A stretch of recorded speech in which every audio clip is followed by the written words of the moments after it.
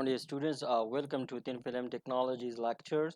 This is lecture number 18, and this lectures we will discuss about thin film depositions. Particularly, we will talk about heating containers for evaporations. I am Dr. Pervez Ahmed. So let's proceed towards popular heating containers for evaporation source. So here's in this particular slide, you can see that we have different types of the containers for the evaporations. This ones you can see mostly we have the structures, and the structures look like the resistors, and that's why it's called the resistor container, or simply the resistor. And this we put the source rod inside the coil. I mean, you can see that here. So we have the coils like structures. So inside these coil like structure, we put the source rod inside the coil, which then later use as a evaporation source. Then we have this ones. These are called the heating boards. It's open at the top, where we basically put the evaporation source. Then the most well-known containers for keeping the source materials, that we call the crucibles. Crucible is well known for the people working in the field of material science, nanotechnology, or thin film growth. So they know about different kind of the growths, the different kind of the crucibles. I mean, the popular crucibles, they are being made from the graphite, alumina, and boron nitrides, and they can withstand with different heating temperature. That is, I mean, it's a range of the temperature that can withstand. And we remember is only choice for e-beam evaporation. So I mean, else we can utilize the crucible also in CVD, or other particular growths, or different kind of CVDs and some other kinds of the growth that maybe later on we will discuss in this course. These kind of the containers, these are basically called, I mean, even visible from the figures. These are the box like morphologies. I mean, so we also call that box with a small opening. And this small opening we put the source materials. So these are some of the well-known containers that's been used as I mean, for the evaporation sources. uh, the typical board are the crucibles materials that we utilize in the evaporations. I mean, it's consist of the following materials. I mean, the refractive metals, refractive metals that we utilize here. We have the refractive metals. We have the tungstens. You know that tungstens basically can withstand, has the melting point equal to 3,380 degrees centigrades.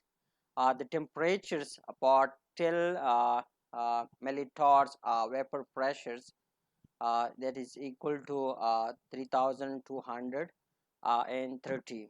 Similarly, we have tantalum. Tantalum has a melting point equal to 3000, and the temperatures per 10 milliton vapor pressures is equal to 3060 degrees centigrade.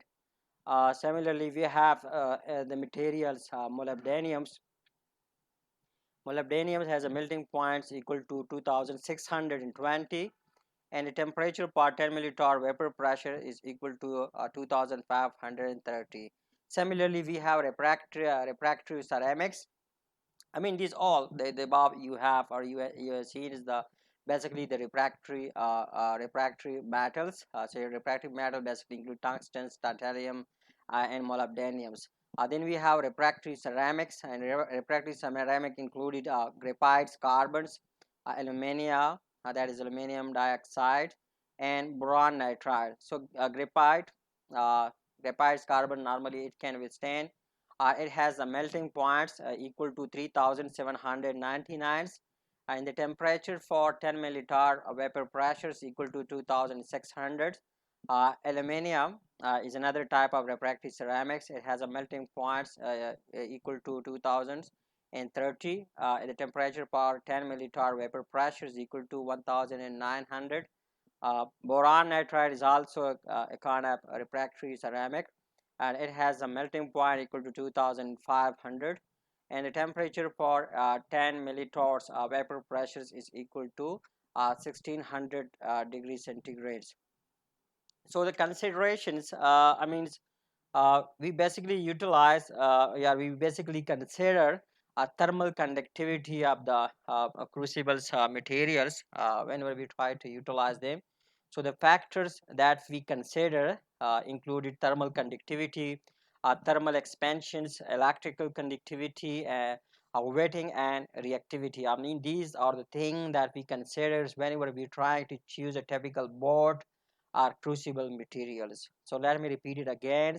What actually we consider, so when we try to choose a typical board during the evaporations techniques or for the thin film growth where evaporation technique. So the thing that we consider for choosing a typical board or crucible material is thermal conductivity, thermal expansions, electrical conductivity, wetting and reactivity.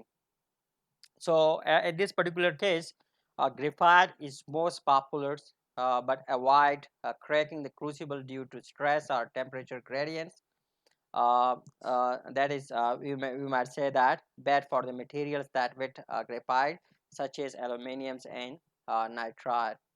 uh, Aluminium, we can utilize aluminiums, but tungstens dissolve in aluminium, so not quite compatible. So, I mean, whenever we choosing the crucible materials, so we should also think about the materials which we want to evaporate or we want to use as a evaporant. So we should also check for the possible reactions of the materials with the boards or with the crucibles materials. So that's the precaution one should properly taken while taking the crucible materials and the evaporants during the evaporations techniques.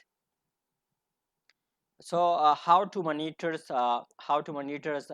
film thickness during the evaporation. So these are the difference. We have some particular kind of the experimental arrangements. Where we have a quartz tubes where we have certain electrode and the deposited film, and here we have to apply some particular frequency that is approximately equal to 6 megahertz.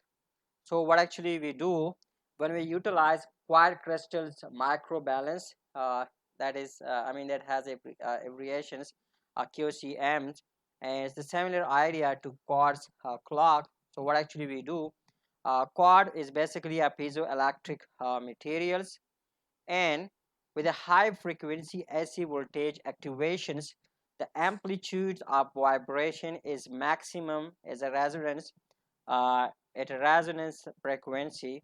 So this resonance frequency will shift when film is deposited on its surface. So thus by measuring the frequency shift, that is delta F, one can measure film thickness with a sub angstrom accuracy. So let me repeat it again. It is how to monitor film thickness during the evaporations. So these are the difference. The experimental part or the experimental side. These are being the experimental designs. This setup is called quartz crystals microbalance. Uh, which in sample what it has abbreviation QCM, and it is similar idea. It has similar idea to quartz clock, and the principle on which its work is basically is that quartz is a piezoelectric material. So what happens when we run the experimental setup? We remember with the high frequency AC voltage activations, the amplitude of vibration is maximum at a resonance frequency. So what happens? This resonance frequency will shift when a film is deposited on its surface. So that's by measuring the frequency shift, that is delta F, one can measure film thickness with some angstrom accuracy. So that's all we have for this lecture. Thanks for watching. See you in other lectures with more details about thin film depositions. Till then, bye bye.